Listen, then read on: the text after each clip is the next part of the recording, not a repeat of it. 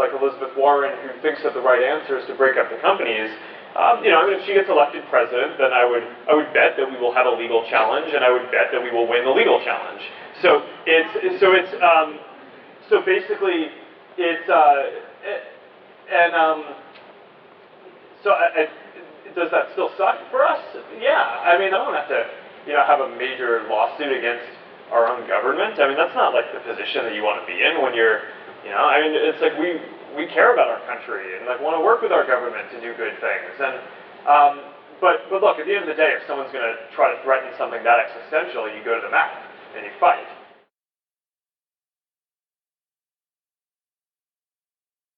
It's just that breaking up these companies, whether it's Facebook or Google or Amazon, is not actually going to solve the issues.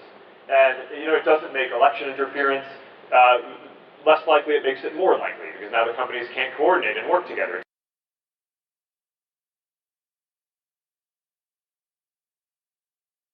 That's why Twitter can't do as good of a job as we can. I mean, they face qualitatively the same types of issues, but they can't put in the investment. Our investment on safety is bigger than the whole revenue of their company.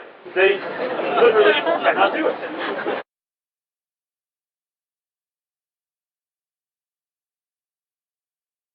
I'm not going to go to every single hearing around the world. A lot of different people want to do that. I mean, when the issues came up last year on Cambridge Analytica, I did hearings in the US, I did hearings in the EU.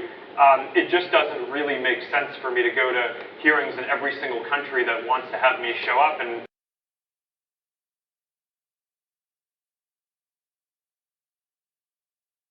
the public things, I think, tend to be a little more dramatic, but a bigger part of it is private engagement with regulators around the world, and those, I think, often are more substantive and less dramatic, and those meetings aren't being played for the camera.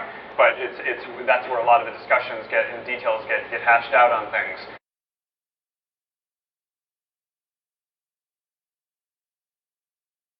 Some of the reports, I think, are a little over dramatic from digging into them and understanding what's going on. It's not that most people are just kind of looking at just terrible things all day long, but there are really bad things that people have to deal with, and making sure that people get the right counseling and space and ability to take breaks and get the mental health support that they need is a really important thing.